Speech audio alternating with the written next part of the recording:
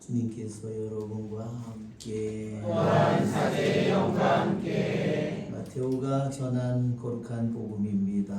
주님 영광 받으소서.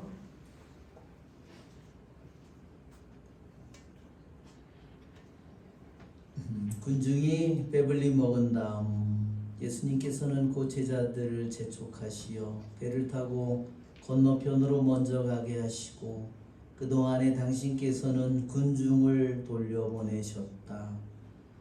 군중을 돌려보내신 뒤 예수님께서는 따로 기도하시려고 산에 오르셨다. 그리고 저녁 때가 되었는데도 혼자 거기에 계셨다. 배는 이미 무태서 여러 스타디온 떨어져 있었는데 마침 맞바람이 불어 파도에 시달리고 있었다. 예수님께서는 새벽에 호수 위를 걸으시어 그들 쪽으로 가셨다. 제자들은 예수님께서 호수 위를 걸으시는 것을 보고 겁에 질려 유령이다 하며 두려워 소리를 질러댔다. 예수님께서는 곧 그들에게 말씀하셨다. 용기를 내어라. 나다. 두려워하지 마라. 그러자 베드로가 말하였다. 주님, 주님이시거든 저더러 물 위를 걸어오라고 명령하십시오. 예수님께서 오너라 하시자 베드로가 배에서 내려 물 위를 걸어 예수님께 갔다. 그러나 거센 바람을 보고서는 그만 두려워졌다. 그래서 물에 빠져들기 시작하자 주님 저를 구해 주십시오 하고 소리를 질렀다. 예수님께서 곧 손을 내밀어 그를 붙잡으시고 이 믿음이 약한 자야 왜 의심하였느냐 하고 말씀하셨다. 그러고 나서 그들이 배에 오르자 바람이 그쳤다. 그러자 배 안에 있던 사람들이 그분께 엎드려 절하며 스승님은 참으로 하느님의 아드님이십니다 하고 말하였다. 주님의 말씀입니다. 그리스도님 참여합니다. 우리 죄를 사소서 하며 참 예수님, 네, 오랜만에 온 것 같습니다. 네, 탕자가 돌아온 것 같죠? 네, 지난 첫 번째 주에 초등학생들 캠프를 가서 거기 가서 미사를 해주고 또 지난 주에는 또 중고생들이 또 캠프를 가서 또 미사를 해주러 2주를 연속하는 바람에 제가 기도회를 거르게 됐습니다. 또 보좌 신부님이 지금 세계청년대에 가가지고 아직 안 돌아왔어요. 내일 돌아오거든요. 그래서 2주 동안 그래서 보좌 신부님이 있었으면 보좌 신부님이 거기에 가서 캠프에 가서 미사를 해주기 때문에 제가 안 가도 되고 기도회 미사를 할 수 있었는데 그래서 2주를 부득이 또한 비우게 됐습니다. 또 아이들을 가서 미사를 하면서 정말 또 마음이 그 학생들을 보면서 미사를 하면서 또 강연도 하고 정말 소중한 시간이잖아요. 너무 그래서 아이들의 마음속으로 내가 더 깊이 이렇게 들어가는 그런 시간이구나 하는 것을 느끼게 됐습니다. 그래서 아주 제가 미사를 하면서 마음속으로 정말 되게 기뻤어요. 그래서 아이들이 어떤 경우에는 자신이 평생 동안 예수님과의 간격을 이렇게 유지하면서 살 수 있거든요. 그렇죠? 신앙생활 할 때도 점점 그분에게로 가까이 다가가서 정말 그분과 손이 닿고 그분과 입이 닿고 그분과 눈이 닿고 이렇게 되도록 우리들이 해야 마땅하잖아요. 그렇죠? 근데 그 간격을 계속 이렇게 떼고서 살게 되면 너무너무나 불행한 일이잖아요. 주님과 우리들의 관계 속에서.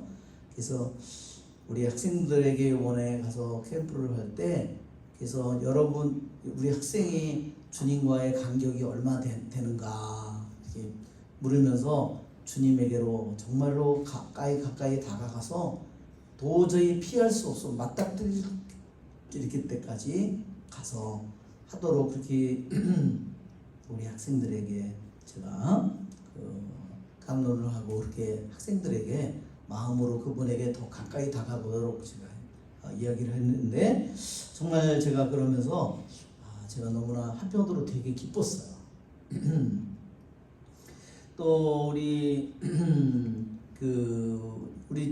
우리 예비신학생 고등학교 3학년 저희 여기 성당에 고3 예비신학생이 4명이에요. 그래서 지금 몇 명이나 갈래는지는 몰라요. 그렇지만 우리는 기도를 왜냐하면 우리 회장님한테 기도 다 받았었어요. 4명 다. 정말 하느님의 부르심이 있는가? 어떻게 됐을 것 같아요? 4명 다 하느님의 부르심이 있는 것은 너무나 확실합니다. 그렇지만 주님은 어때요? 강요하지 않죠. 절대적으로 본인의 자유로운 응답으로 응답하기를 그분은 기다리고 계십니다. 그렇죠? 그래서 여러분들이 또한 우리 예비신 학생들을 위해서 기도해 주시기를 부탁을 드립니다. 그렇죠? 네. 요중에 정말 우리 이번에 또 세계 청년대회가 8월 1일부터 6일 해서 청년대회는 끝났어요. 그래서 다음 세계 청년대회는 어디서 한다고 들었어요? 예, 한국에서 한다고 3년 후에. 그래서 이번에 한국 팀이 한국의 청년들이 되게 많이 간 겁니다. 그래서 인천 교구에서도 교구청에 있는 신부님들이 15명인가 갔어요. 교구에 그냥 거의 업무가 마비될 정도로 그렇게 한 것은 왜냐면 요번에 포르투갈 리스본에서 청년대회가 열렸잖아요.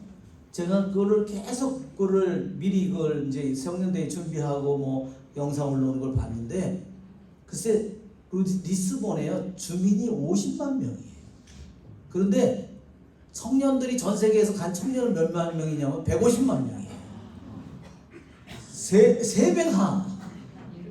그러니 그 사람들을 다 어디서 홈스테이 어디 다 못해요. 그래서 뭐 학교 무슨 수많은 곳에서 그래서 그 학생들이 그러니까 젊으니까 뭐 그렇죠? 젊으니까 뭐 남자 여자 모여놓으면 길거리에서도 자도 뭐 신나서 좋아서 그래서 정말 정말 많은 준비를 또 해야 되고 그래서 적어도 또 이번에도 온 나라를 보니까 50개국이 넘더라고요.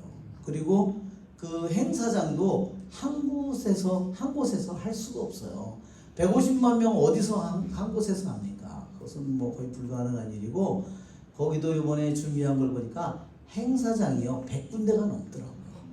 그러니까 왜냐면 전부 다 각 곳에 모여서 거기서 여러 가지 행사도 하고 그 다음에 큰 모임을 할 때는 전체가 다 모여서도 하고 이렇게 하는데 할 때도 뭐 보통 저기 한 게 아니더라고요. 그냥 모여서 그냥 그 시간에 들어가서 하는 것이 아니라 시큐리티 저기 돼가지고요 전부 다 그 들어가는데 그 지역을 들어가려면요 자 패스포트하고 뭐하고 초대받았는지 뭐지 다 저기 한 사람들만 그 말하자면 정해진 구역에 그런 줄을 쳐진 그러한 곳에 들어갈 수 있도록 그렇게 만들어져 있더라고요.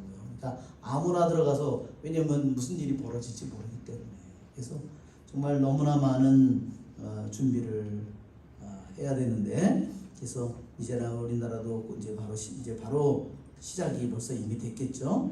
그래서 우리 세계 청년대회를 하면서 아마 가장 커다란 열매는 뭘까요?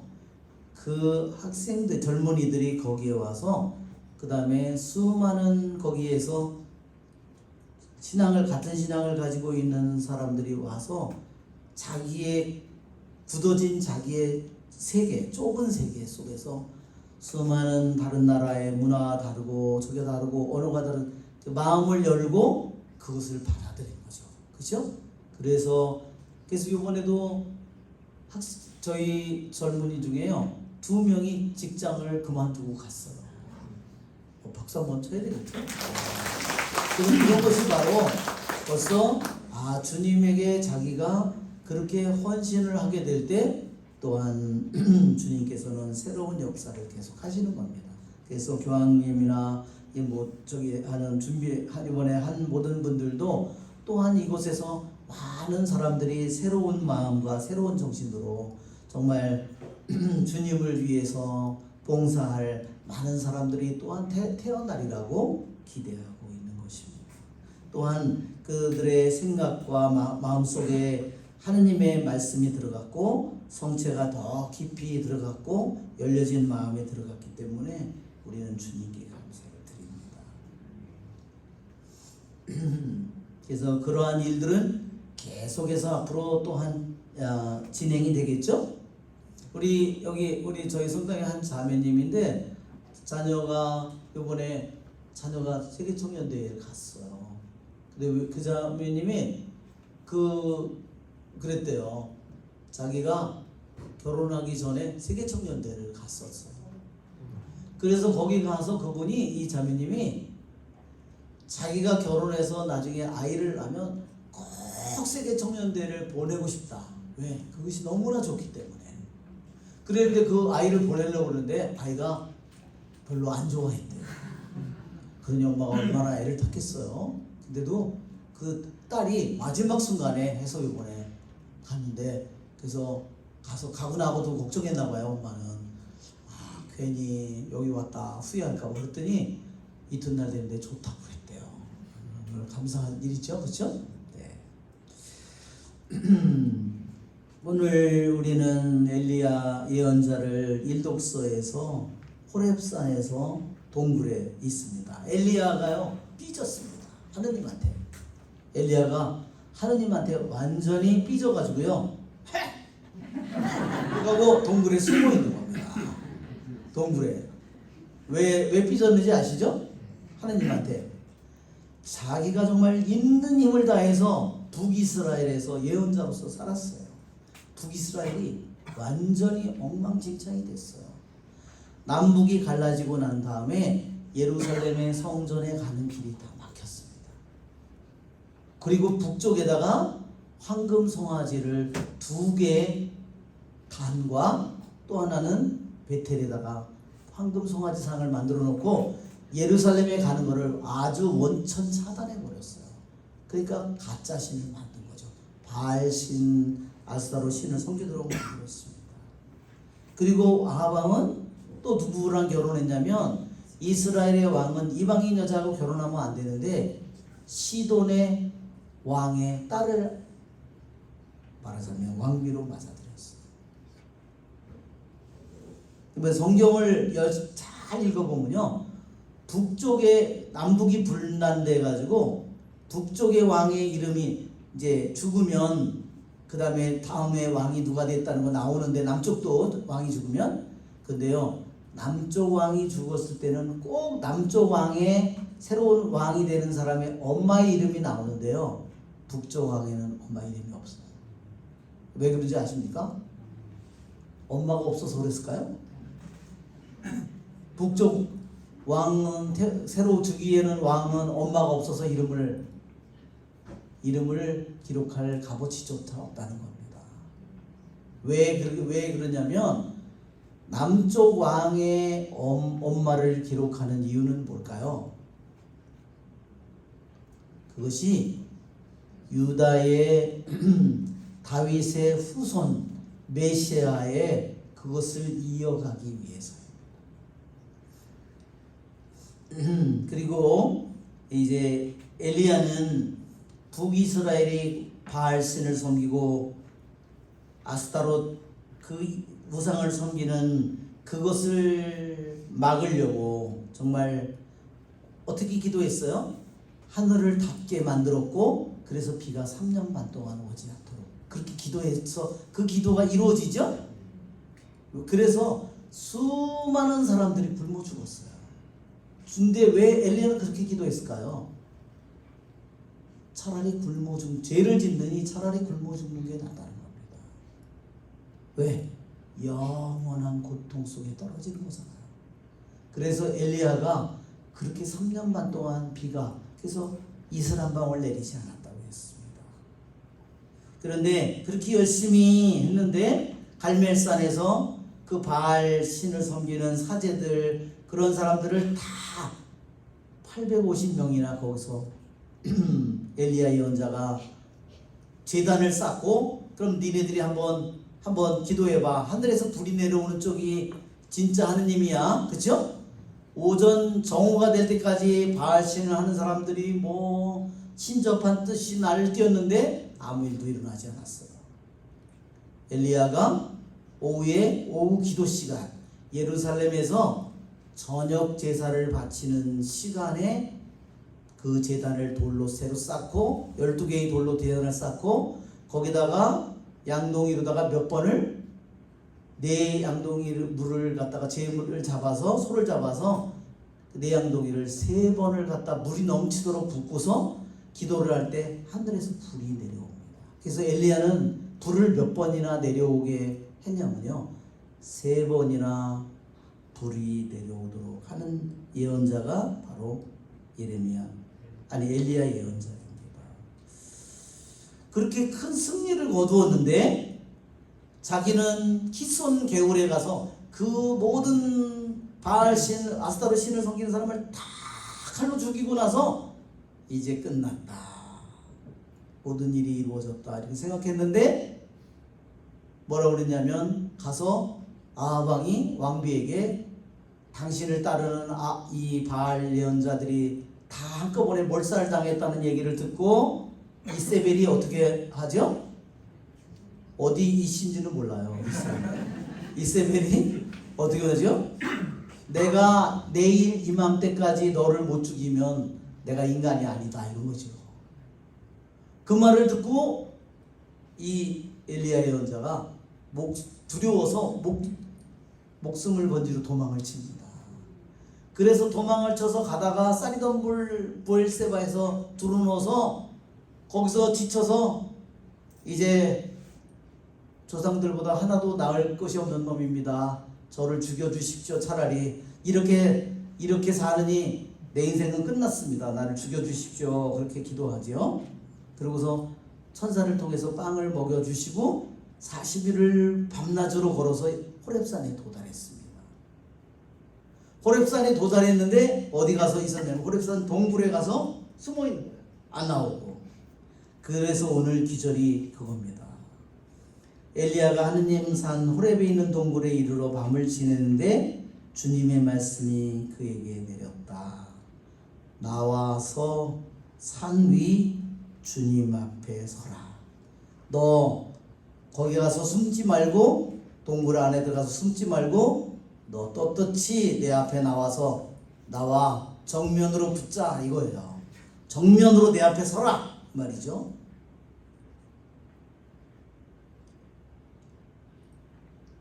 바로 그때 주님께서 지나가시는데 크고 강한 바람이 산을 핥히고 바위를 부수었다. 얼마나 바람이 센지 바위를 부수는 바람이 있을 수 있을까요? 하느님에게는 얼마든지 가능합니다. 그렇죠? 기계로 뭐를 절단하는 거 그 뭐죠? 고압 저기로다가 순간적인 조그만 구멍으로 해서 그렇게 해서 다 다이아몬드니 뭐 이렇게 해서 자르잖아요. 그러나 그 바람 속에도 지진 속에도 불길 속에도 주님이 계시지 않았다 그랬습니다. 불이 지나간 뒤에 조용하고 부드러운 소리가 들려왔다. 그때 바로 주님이 거기에 현존하신 것을 알고 겉옷자락으로 얼굴을 가린 채 동굴 어귀로 나왔습니다. 한번 그림을 볼까요? 그림. 내가 이걸 안 줬구나 아직. 내가 이렇습니다.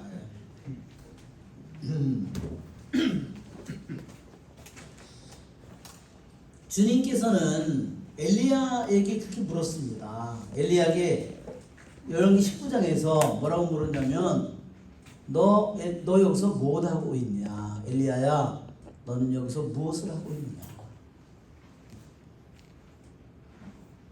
그 엘리야가 한번 엘리야 한번 볼까요? 엘리야 그림. 네, 엘리야 그림을 보면 네, 우리가 내용이 많아서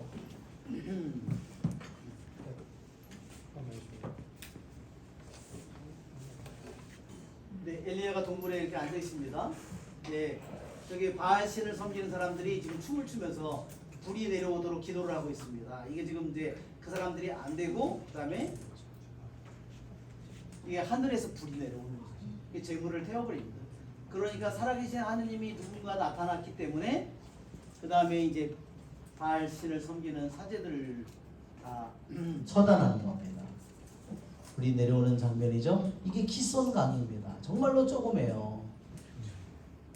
그렇지만 이게 고대로부터 이것이 비가 오면 이 물이 넘치는 겁니다. 그래서 이제 다 처단해서 죽이죠. 그 다음에 갈멜산에서부터요, 그 종 보고 그러죠. 지금 바다를 가서 봐라. 구름이 떠올랐는지 가서 보라고.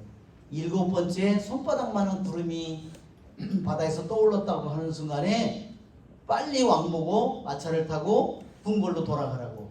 그런데 아하방이 궁궐로 돌아가고 있는데 보니까 이 엘리야 예언자가 말 2마리가 끄는 것보다 더 빨리 앞에서 달려가거든요. 이게 사람의 힘이 아니죠? 아주 여기는 약간 코믹하게 아주 표정이 엘리야 예언자가 아주 더 젊게 나오고 뒤에는 왕을 태우고 기마병이 가고 있습니다. 나중에 이제 이세벨한테 모욕을 받고 가서 이제 다 끝났다, 이렇게 사느니 죽는 게 낫다 이러면서 이제 하고 있습니다. 그래서 여기서 부에스에바에서부터 여기에 호렙산까지 가는 거예요.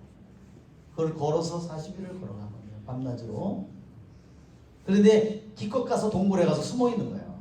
그러니까 주님이 나와서 내 앞에 서라고. 그래서 얼굴을 이렇게 자기 옷자락으로, 주님이 조용하고 여린 소리 가운데 주님이 거기에 현존하시는 것을 알고 그때 자신을 가리는 겁니다. 그래서 불이 일어나고 바람이 일어나고 지진이 일어나고 다 세 가지 다 뭐예요? 아주 강력한 현상이에요. 정말 아주 강력한 바람, 아주 강력한 지진, 강력한 불인데 보세요. 엘리야가 한 모든 그 850명의 바알신과 아세라신을 섬기는 그 사제들과 예언자들을 다 죽였는데 그것은 너무나 강하고 대단한 일이에요. 자신은 이제 그 모든 일로서 모든 일을 다 잘 했다고 생각했고 이루었다고 생각했고 모든 것이 끝났다고 생각했는데 이세벨이 다른 사람은 다 죽었는데 이세벨 하나가 남아있어. 그러니까 내가 한 게 다 헛것이었구나, 끝난 것이 아니었구나 하면서 그때 엘리야가 실망한 겁니다. 이것이 엘리야의 우울증이에요.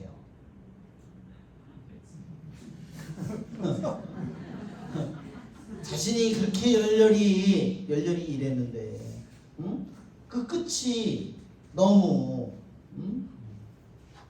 아마 자존심이 더 상한 거는 이방인인데다가 여자였기 때문에 더 자존심이 상했을 거예요.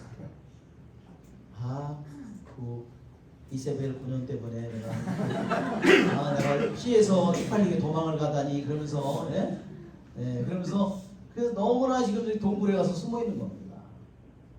동굴에. 자, 그러면 왜 주님께서는 엘리야에게 묻습니다. 너 여기서 무엇을 하고 있느냐? 2번이나 묻습니다. 너 여기서 무엇을 하고 있느냐? 열왕기 19장에 2번이나 묻습니다. 우리는 신앙인으로서 어떤 일을 내가 봉사하고 내가 활동하고 레지오하고 내가 어떤 수많은 일들을 할 때 내가 하는 일에 집중하기 쉬워요. 그래서 주님이 묻는 겁니다. 너 무엇을 하고 있느냐? 너 밑에까지 무엇을 해왔느냐? 그러니까 나는 당신을 위해서 열정을 다해서 나는 일해왔습니다. 그렇게 말하는 거예요. 나는 당신을 위해서 힘을 다해서 일해왔다. 그런데 이게 뭐냐? 이게 이 말이에요. 주님께. 응? 그러니까 주님께서 대답을 하는 겁니다. 강력한 바람 속에도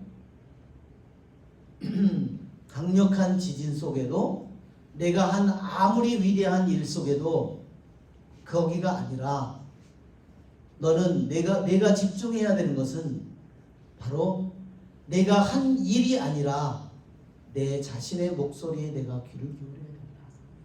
아멘? 아멘. 그렇습니다. 자기가 한 일에 걸려 넘어지기가 쉬워요. 우리가 자기가 이뤄놓은 일에 넘어지기가 쉽습니다. 내가 내 자식을 어떻게 키웠는데 이렇게밖에 안 돼? 그러면서 내가 걸려 넘어지기 쉽다는 겁니다. 내가 열성을 다해서 내가 이렇게 해서 했는데 어떻게 이럴 수가 있어? 그렇죠? 그러면서 우리가 넘어지기 쉽습니다. 그런데 주님께서는 그 엘리야에게 보여주는 겁니다. 너무너무나 작고 너무너무나 부드러운 소리. 그 소리는 어디에서 들려오죠? 자기의 모든 것을 기울여서 자기의 내면으로 그 소리에 귀를 기울여야 돼요. 밖에 있는 일이 아니라. 그렇죠? 그래서 무슨 일을 하고 있느냐 묻는 겁니다. 내가 한 일은 물론 대단한 일이지만 밖에 있는 그 일이 아니라 내 마음속에 내가 살고 있는데 나에게 내 음성에 너는 귀를 기울여야 된다. 내 자신에게 너는 귀를 기울여야 된다. 그걸 말합니다. 아시겠죠 여러분? 예. 그것이 바로 우리들이 신앙인으로서 하는 우리들의 삶 속에 우리들이 밖으로 봉사하고 활동하고 여러 가지 일을 하지만 또한 우리들이 절대로 우리들이 잊어서는 안 되는 것은 내 안에 내면적인 나의 내적인 내 생활, 내 안에 계신 그분에게 주의를 집중하고 그분에게 귀를 기울이고, 그렇죠?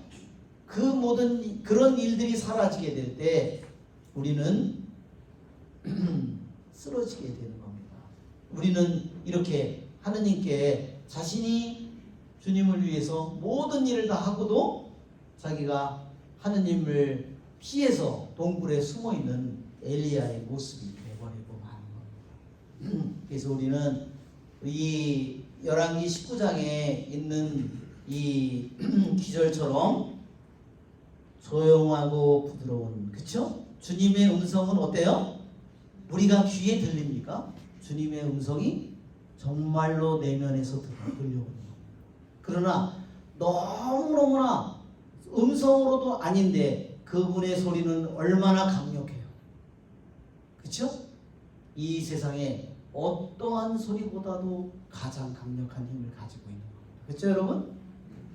그것이 바로 이 열왕기 19장에서 우리에게 주님께서 말씀하시는 겁니다. 자, 우리 엘리야의 여자, 우리 또 하나 그 그림이 엘리야 또 하나 엘리야 승천 이런 그림이 있어요. 엘리야가 너 무엇을 하고 있느냐 그러니까 엘리야가 나는 당신을 위해 열정을 다해서 일해 왔습니다. 그래요. 그 열정이라는 말이요 히브리 말로 다른 말로는 뭐냐면 열정이라고도 번역하고요. 다른 말로는 질투한다는 말이에요. 그게 뭐냐면요 불덩어리예요. 엘리야의 마음속에서 타고 있는 건 뭐냐면요 불덩어리예요.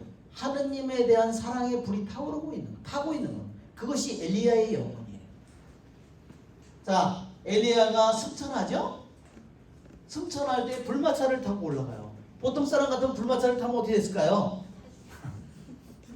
뽀사삭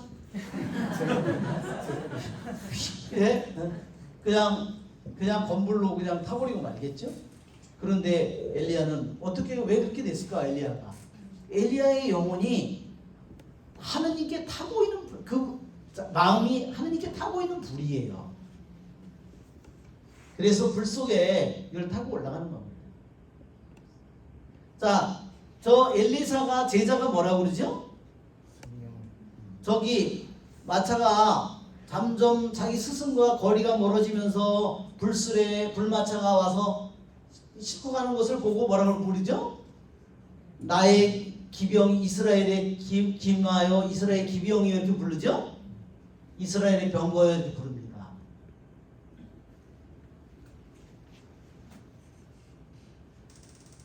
왜 이 불술의 불마차를 타고 갈까? 그 다음에를 보면 정말 수많은 화가들이 정말 불마차를 타고 올라가는 엘리야를, 이게 요르단 강이에요. 밑에서 포도자락이 떨어지기를 지금 엘리사 예언자는 포도자락만 떨어지기를 기다리고 있습니다. 왜냐하면 영원 두 몫을 달라고 그랬기 때문에 아주 엘리사는 저 옷자락에 목숨을 걸고 있습니다. 스승의 멘트에 지금 그걸 붙잡으려고 지금 잘 보세요. 여기에 보면 이게 이세벨이고요. 아방이에요. 아방이 뭐를 타고 다녔을까요? 병거를 타고 다녔습니다. 그죠? 자 보세요. 엘리야는 생전에 병거를 탔을까요? 병거를 타지 않았죠. 근데 죽을 때는 어떻게 되죠? 이 병거 전쟁의 아방이요 남쪽 왕을 아하지야 왕을 불러가지고요. 우리가 형제인데 같이 우리가 아람군하고 전쟁을 합시다. 우리 땅을 되찾아야 되겠습니다. 그래서 당신은 왕관을 쓰고 자기는 사복으로 입었어요. 왜? 죽을까봐. 그랬는데 어떻게 했어요? 무턱대고 쏜 적군의 화살이 그 아방을 맞아가지고 거기서 병거 위에서 하루 종일 피를 흘리다가 죽어버립니다. 그것이 아방의 운명이 마지막이에요. 그러나 여러분 왕은 그 당시에 최고급 리무진이죠. 최고급 자가용을 타고 병거를 타고 다녀요. 그 다음에 한번 보세요. 이집트의 파라오도 최고급의 병거를 타고 다니죠. 그러나 진정으로 병거를 타고 가는 사람은 누구냐? 영원히 부서지지 않는, 물속에 처박히지 않는, 죽음 속에 처박히고 바퀴가 부서지는 병거가 아니고 영원한 불병거를 타고 가는 사람은 누구예요? 엘리야입니다. 정말 성경은 정말로 우리들에게 소름을 끼치게 만듭니다. 그래서 이집트를 탈출한 이스라엘 백성이 홍해 바다를 건너서 승전의 노래를 부를 때 뭐라고 부르죠? 주님께서 파라오의 기마와 기병을 바다에 쳐넣으셨네. 그게 승리의 노래입니다. 그러나 하느님은 당신을 믿는 엘리야를 영원히 멸망하지 않는 불술의 불마차에 태워서 하늘로 데려가십니다. 그렇죠? 이것이 세상에 가장 강력한 힘을 가진 파라오의 죽음, 그 다음에 아하방의 죽음, 그런 모든 것을 보고 거기에 엘리야가 하늘로 올라가는, 그래서 그들이 기도할 때 이스라엘의 기마와 이스라엘 기병이여, 왜 그렇게 부르는가? 다른 파라오의 기병은 물에 처박히고 땅에 처박히고 죽죠? 그러나 믿는 자의 기마와 기병은 하늘나라로 올라가는 겁니다. 그렇죠? 왜 엘리사가 자기 스승을 이스라엘의 기마와 기병이라고 불렀을까요? 그 당시에 기마와 기병은요 최고급 리무진이기도 하고요 최고의 무기예요. 가장 강력한 무기예요. 왜? 저 말을 타고 가면은 어떻게 해요? 아무리 발이 빠른 사람도 적군이라 해도 아무리 상대가 되지도 않습니다. 화살이 거기서 날라오죠? 그렇죠? 속도를 당해낼 수가 없죠? 칼날을 당해냈죠. 그렇기 때문에 이스라엘의 가장 강력한 무기는 누구였다는 거예요? 바로 엘리야라는 겁니다. 그래서 엘리야를 부를 때 스승을 부를 때 이스라엘의 병거라고 부르는 거예요. 진정한 병거, 이스라엘의 병거는 엘리야의 기도이고 엘리야의 마음속에 타고 있는 불이었습니다. 예, 이렇게 홍해 바다를 그들은 건너가죠. 그러나 파라오의 병거는 물속에 처박힙니다. 자, 놀랍게도 우리들의 영혼이 병거라는 겁니다. 우리들 자신이. 왜 우리들 여기 벌써 자아라고 하는 우리들 자신이라고 하는 병거예요. 이게 어떻게 우리들 자신인가? 보세요. 자, 여기에 기마병 기수가 있죠? 그리고 말이 2마리 있죠?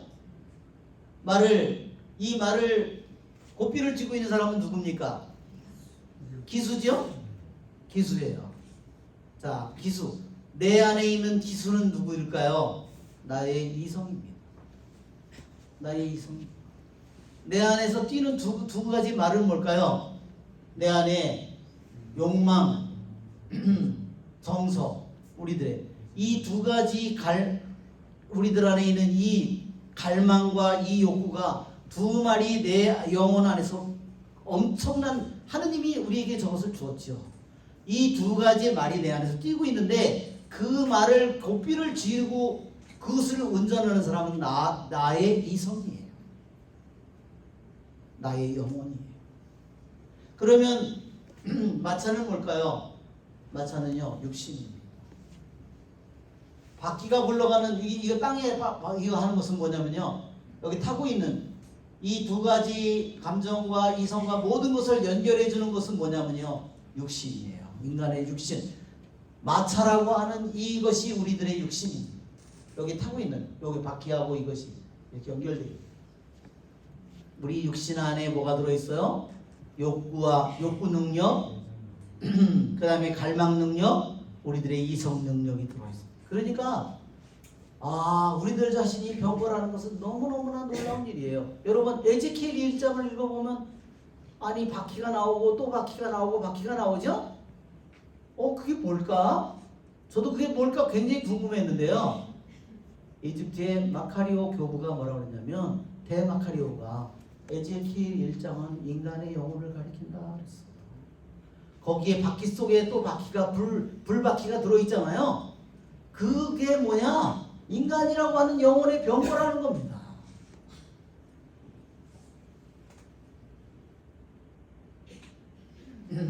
자, 이제는 요거는 이렇게 넘어가고 우리 오늘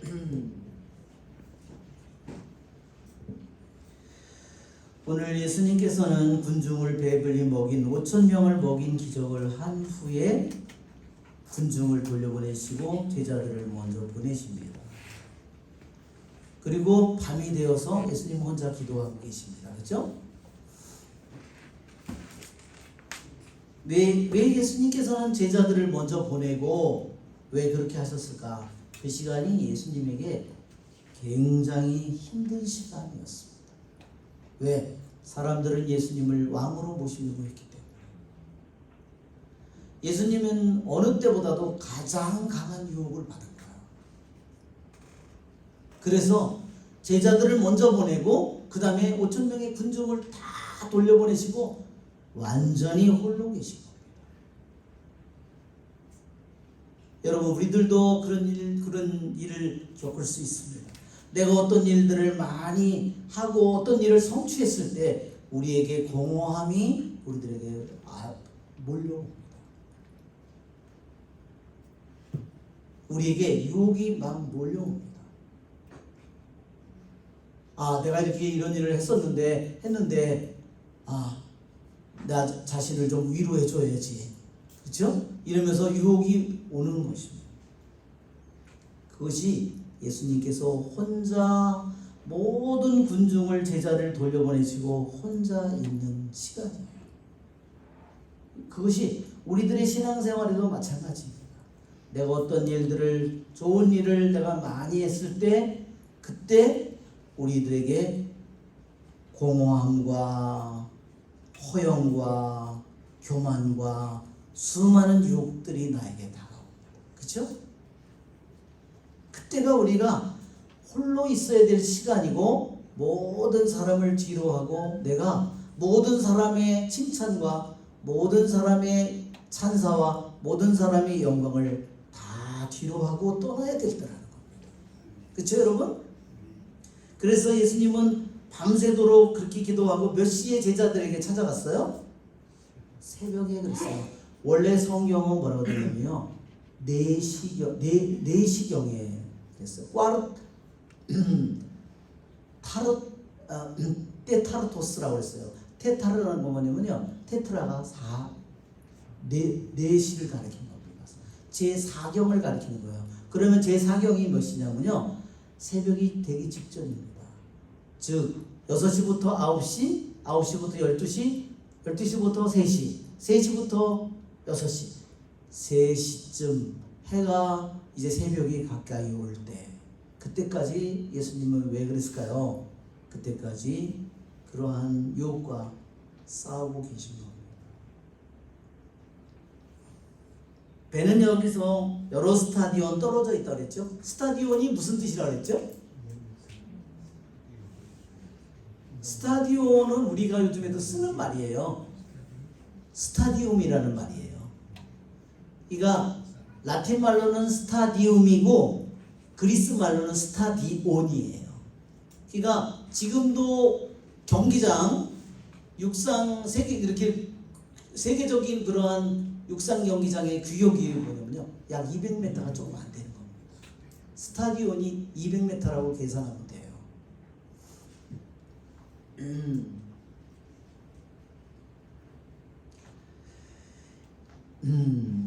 여기에 예수님께서는 새벽에 호수 위를 걸어서 그들 쪽으로 가셨다.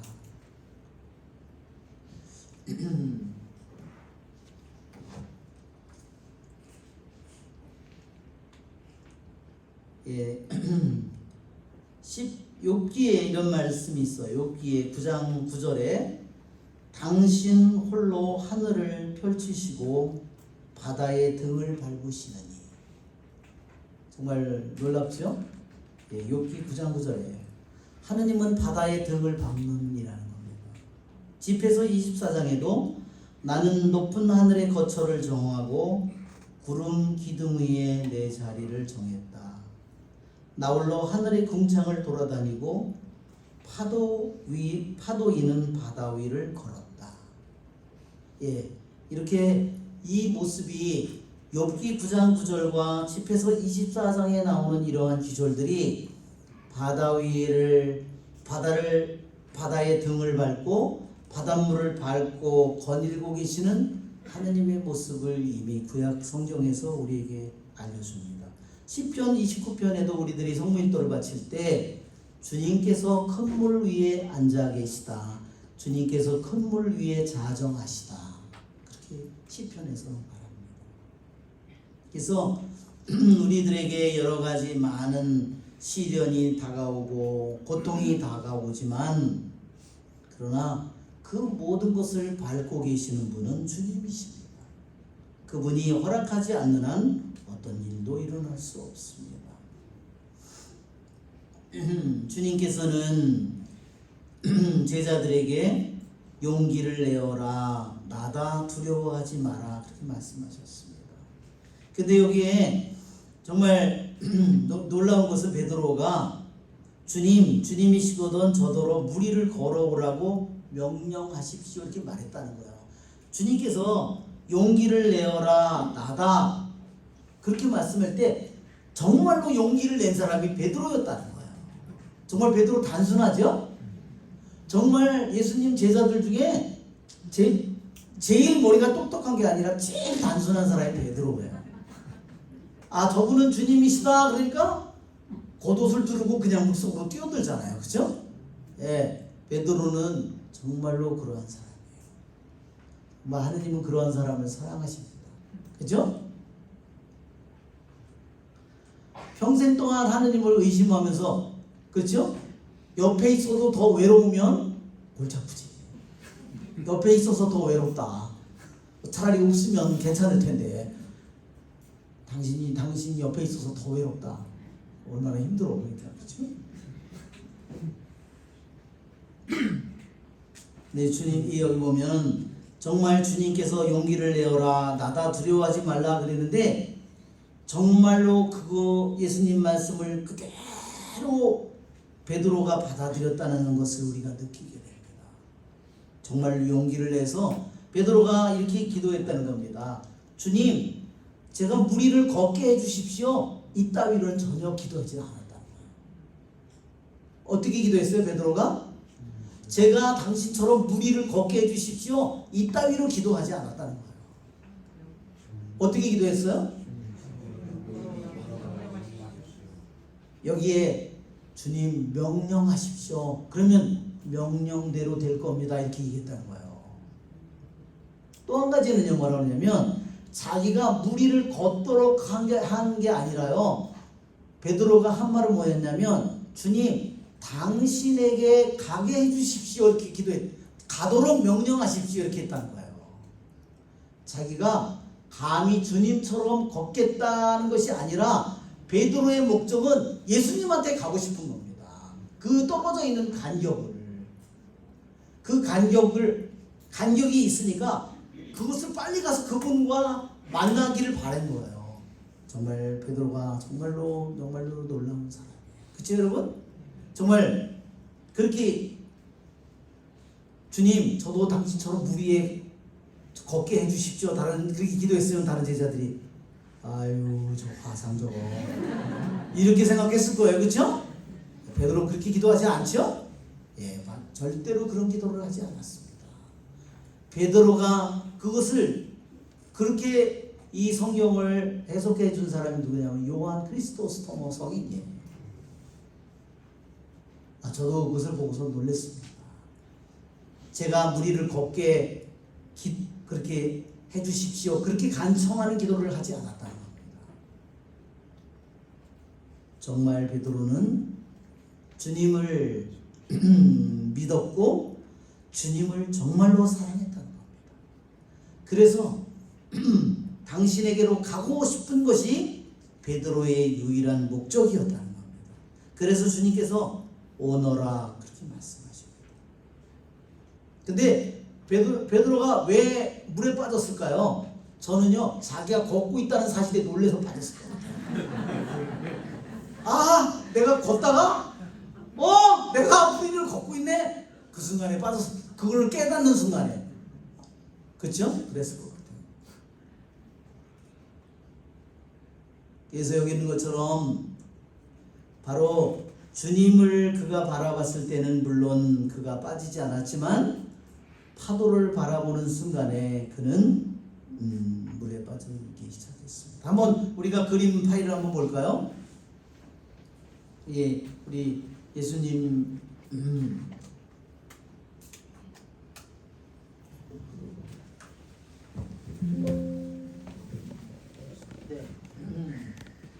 예, 무리를 걷는 정말 화가들이 정말로 많이 그렸어요. 여기 보면 예수님께서 5,000명을 먹이는 그런 기적이죠.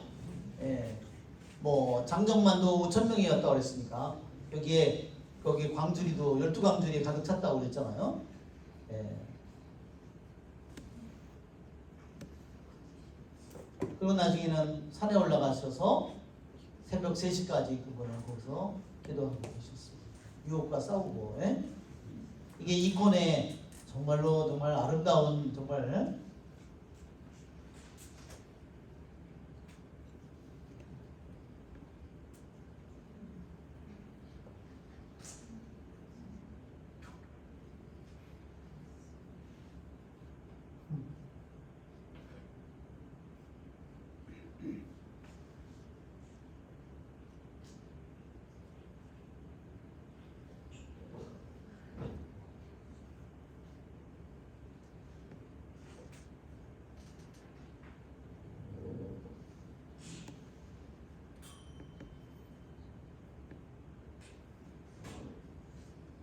이거는 정말 단순한 그림인데도 우리들에게 정말 감동이 있어요. 그렇죠?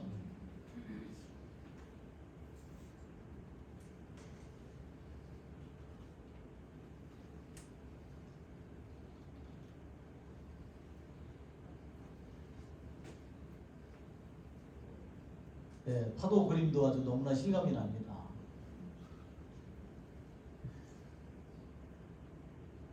네.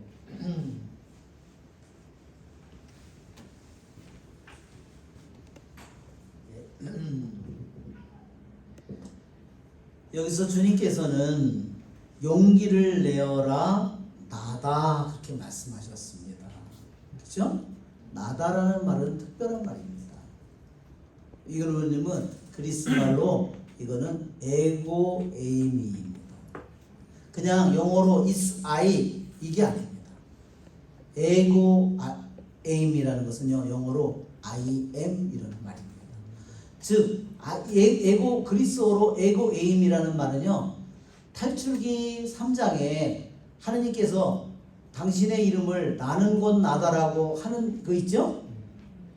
그 이름을 말하는 겁니다.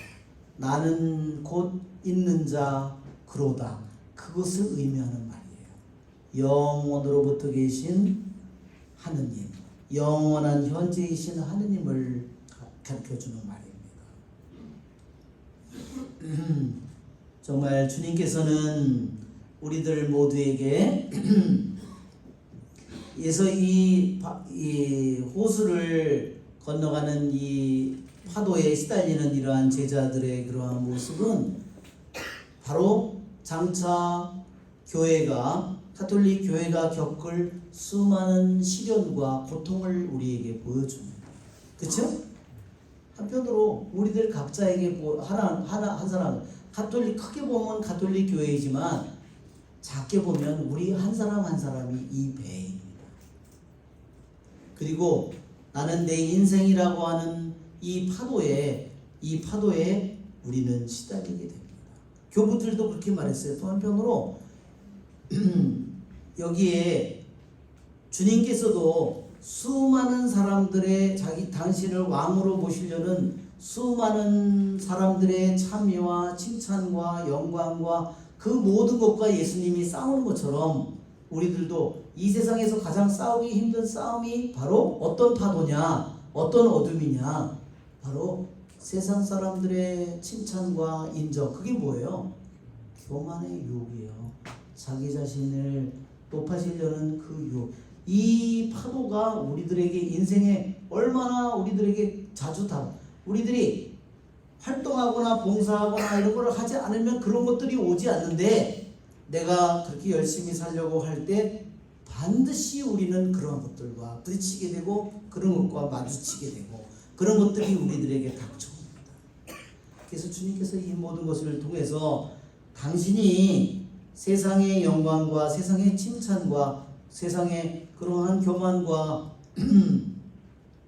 싸우고 있는 그분이 혼자 산에 가서 기도하고 계시고 그러한 파도를 당신이 밟고 제자들에게 다가오는 그러한 예수님을 통해서 우리들도 그러한 것들과 어떻게 내가 그런 것들을 내가 짓밟아야 될지 우리들도 주님께서 이 말씀을 통해서 우리들에게 가르쳐주고 계십니다.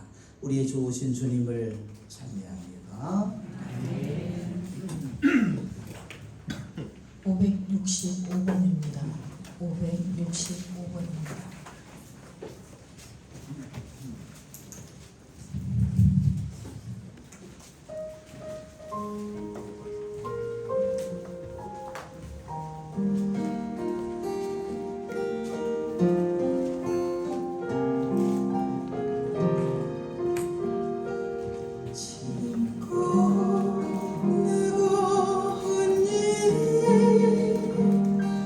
주를 위하여